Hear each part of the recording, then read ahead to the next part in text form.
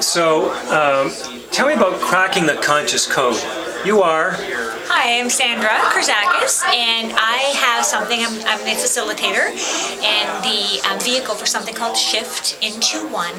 Shift stands for See How Isness Fuels Transformation, and One stands for Our Now Experience. And what this is, what you're speaking about, this is called Cracking the Consciousness Code. This is my manual. It's basically, it's a Cracking the Consciousness Code intensive, and I run a class. I run an 8-week class, and this is pretty much the manual to the class, and it's the living manual of understanding and applying the emotional and mental physics of the human experiment. So what I do with Shift into One is we talk about the nature of humanity and the nature of reality as far as the human experience and the human experiment goes.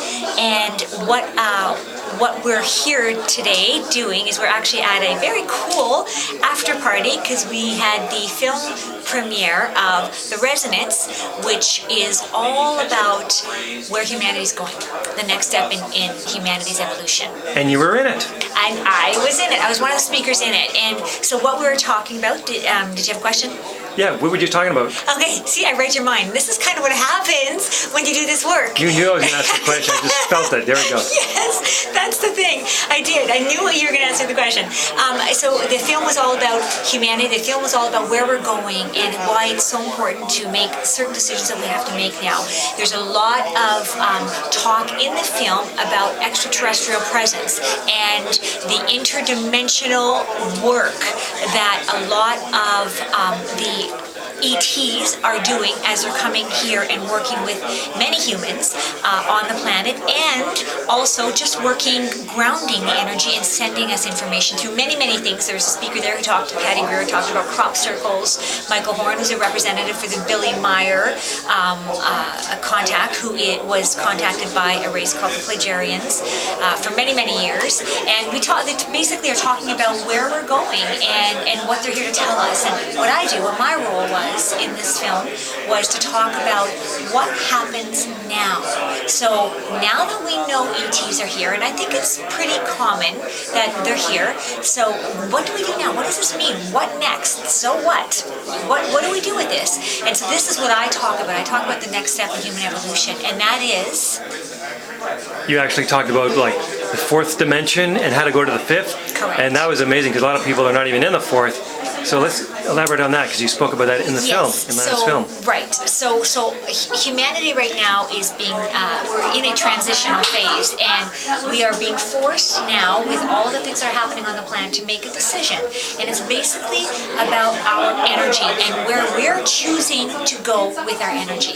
So, for instance, people who buy into fear, people who buy into the concept of greed and power and separation and hierarchy and money and all things better or worse, those people are still living in what we call the fourth dimension, which is based on polarity, which is based on duality, which the primary vibration in fourth dimension is fear.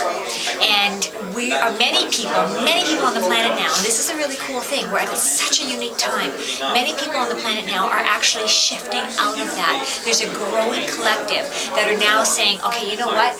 I've experienced as much of this as I really want. It's no longer serving who I'm becoming, and I'm now moving to the next step in my journey, which is the next step in human evolution, which is moving beyond fourth dimension into what I call fifth dimension, or unity consciousness. And what's the fifth dimension? What's it like to experience that, for example, in a day-to-day living? So the fifth dimension. Thank you for asking that question. The fifth dimension is where we move into our higher self. We actually merge into our higher self, and we actually tap into our multi-dimensional nature, our quantum nature. And in this dimension, it's a very cool space to be. So in fourth dimension, we learn through suffering. That's how we learn through who we are, through discovering who we're not.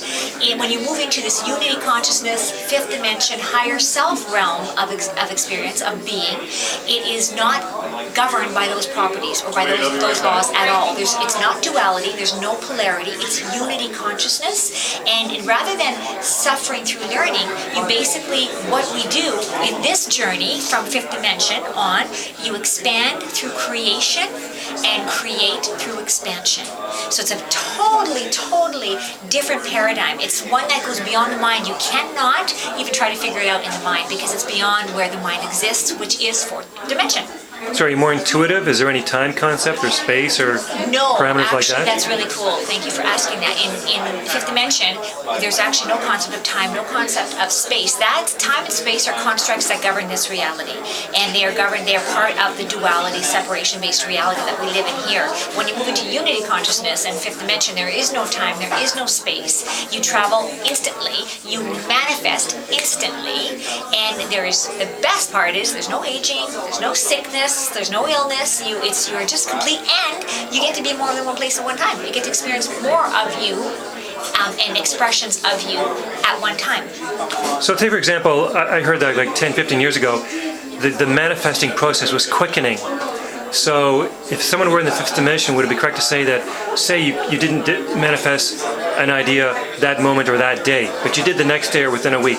Are you still in that fifth dimension, or? You're actually still in fourth dimension, but what's happening is as we move, fourth dimension is very multi-layered. There's many levels, there's sub-levels within fourth dimension. At the lower level, it's more rudimentary, it's more crude, it's more service to self, and as you move mid to upper levels, you start to raise your vibration and time starts to take on different properties and different meanings in your life. So that's what you're speaking to, is as you start when you raise your vibration, time actually starts to speed up, and as you become more and more responsible with your energy, which means as you become responsible with your thoughts, words, feelings, and actions, you start to clear your karma. And as you clear your karma, you're actually clearing timelines. And as you clear more and more and more and more of that, you manifest things more quickly. So yes, to your point, if you started to clear more and more quickly, if you think of something, you can manifest it in a week's time, whereas before it might have taken 3 months, maybe 3 years, depending on how low in vibration you were vibrating at. So give me an example of manifesting like now, that you're in the fifth dimension. So say I want to find something, or I want this. What's a good example? So what we can do here, what we're doing here, is we're actually bringing the fifth dimension vibration to this fourth dimensional world. Before we actually move into fifth dimension, we're actually bringing that vibration here. So there's a bit of an overlap, but you still have to deal with the duality here. So it's not, you're either in the new vibration or you're here. And if you're here, you can bring the vibration here, but you still are bound by the laws that are governing this reality. So the way I work is I work with my higher self, and this is the nature of the next stage in the human experiment, which is merging with the higher self. So I never do anything without consulting with my higher self. As a matter of fact, I've given up all of my free will for divine will. And so what I do now is I let my higher self tell me. She does all my thinking for me. Every time I think, I suffer. I make mistakes, I suffer. So now I let her decide. She tells me, she shows me. That's how I get to show what to do. So things will manifest. I'll have ideas. If it's right, there comes the idea. I don't have to go searching. It shows up for me. And the reason it shows up for me is because I'm in alignment and I'm moving into my purpose and into my next level of existence, which is raising my vibration. So she'll show me and bang, bang, bang, bang, bang. And I actually had one time, when I was putting together an event, and it was a sacred event. It was called Plume, and it stood for peace, love, unity, and me. And me meant Mother Earth. So it was about unifying with all elements of the planet. And when I started to get these ideas, things just started to bang, just synchronicity after synchronicity after synchronicity. And I was trying to find a place to have the event, and I wanted to have it in High Park in Toronto. But it's a huge park, and so I was looking all over and trying to find the right spot. And I eventually landed on the right spot. And what happened was, in that day, on that one day, I had so many things drop in front of me. So as I do this, as soon as that was done, the next thing showed up, did it. The next thing showed up. So I didn't have to call anybody. I didn't have to search for anything. So all that time was not, I never took that time. So it just dropped in front, but just wait till I'm not done yet. So then, at the end of the day, I'm like, what? Just like 7 o'clock at night, I'm on my way home, and I heard my higher self say to me, congratulations, you have lived 10 years in one day today. So for example, I collapsed 10 years time in one day. So, for example, would it be right to say that if you're in this intuitive flow, that you're in that fifth dimension? Is that another way of saying it? That unity consciousness, fifth dimension vibration here. So I'm manifesting, yes, that vibration here. I'm still very much in this duality, okay? But I'm bringing that vibration here, and that's necessary. In order to move into fifth dimension, you have to bring the vibration here. You have to prove yourself. And then what happens is, as you prove yourself, you eventually go, and before you know it, you're gone. You're already there, and you don't even know that it's happened. Okay, so how do you crack the consciousness code? Okay, so thank you. So shift into one is the actual emotional and mental physics of the human experiment. So this is based on 7 tenets. So just like gravity and breathing are constructs of the 3D realm, that's the physics. We have gravity here. We can't argue with this. The shift into one deals with the emotional and mental physics of the human experiment. So that's the physics of the 4th dimensional realm. And so what we're doing in shift into one is we're discussing that, and we're actually learning how to apply them into our everyday life, and that applying them is actually what changes us as we do this. And there's 7 tenets that govern the emotional mental physics of the human experiment, and these are the actual physics of 4D. It's like being at the round table of the beings that created the human experiment. That's what this is. And so when you start to apply these, and the beauty about this work, and it is work, I mean, make no mistake about that, it is work, but the beauty about this is once you open yourself up through the intention and you say, I'm ready, and you tell your higher self, you know what, I'm ready now to start to merge into my higher self and move into 5D. When you start to do that, just the intention alone will start to bring things to you. So we go through the tenets, we do all that work, but I say, you know what, now that you're doing it, you know the tenets, don't change a thing about your life. Just go do your life. Go to work, make a breakfast for your kids, whatever it is you do, watch it come to you. The work does you. You don't do the work does you. That's how powerful this work is. So when people say to me, well, what do I do? What do I do? You allow yourself to be done. It's through emotional release work, through awareness. It's a lot of energy work, a lot. It's the toughest thing. The only thing that's tougher than doing this work on this planet is not doing this work, because when you're called to do it, you have no choice. So say if you make a choice you want to do it, how long is the process? You've got this manual here, yes. cracking the code. What's the process and what's involved in the process? Is it once a week, every day, so many weeks, so many months, and guaranteed bingo, you're become more into that, living that 5th dimension? Tell me about it. Thank you. You just wrote the book. I did. Okay, so I want to know more about it. So this manual that I have is the actual course. So I've been doing the course now since 2012, so almost 4 years now, and so it's an 8-week program. And what I finally have done was, because it's getting out to more and more people now, I actually published a manual so that I can actually get it out to more people through just the reading of the book. Now, I do online courses and things like that. The book can stand alone. When you are ready for it, the book will shift you. It's vibrational reading. It's multi-dimensional reading. You may not understand everything in it, and if you don't, that's okay, because this book is designed to go through the mind, to the mind, around the mind, to get beyond the mind. It's to really play with your mind so that your mind says, I'm done. So you can get outside of your mind and start to do this work. So if you don't mind, what I was going to say, what are some of the examples you would experience over that process? So, okay, that's a great question. Okay, there's 7 tenets, and there is work in terms of exercises about becoming aware of your thoughts and your emotions. And as you start to do that, what you will notice is, in the beginning, it gets worse before it gets better.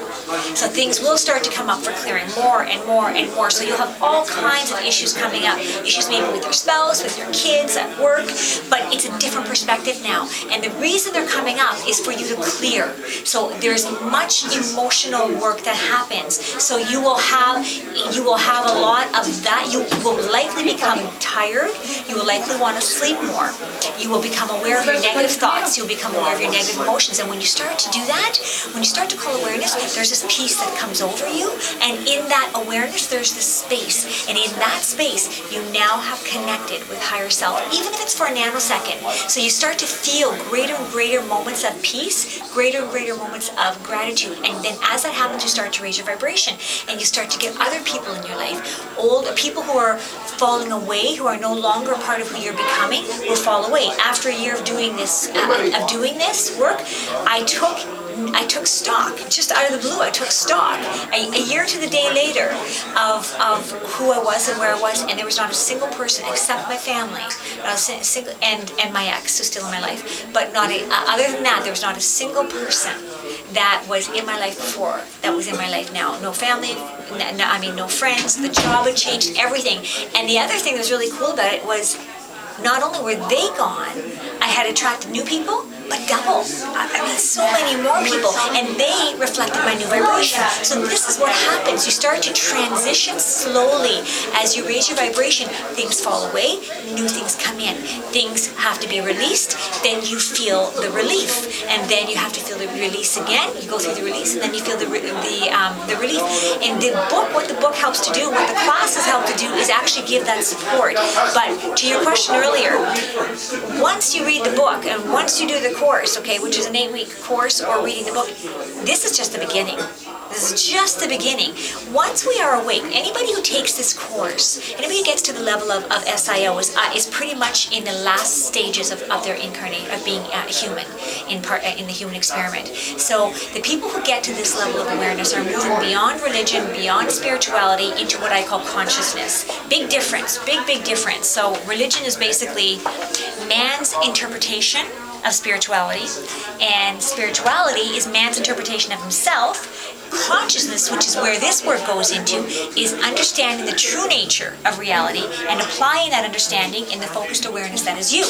That's the difference. And in that, you start to detach from your humanness. And you do that when you're in the last parts of the human experiment. So people who enter this work have it in their contract that they have the potential of this in their last incarnation, and moving beyond the 4th dimension into 5th dimension, and making this their last incarnation. So that's part of what this work is all about.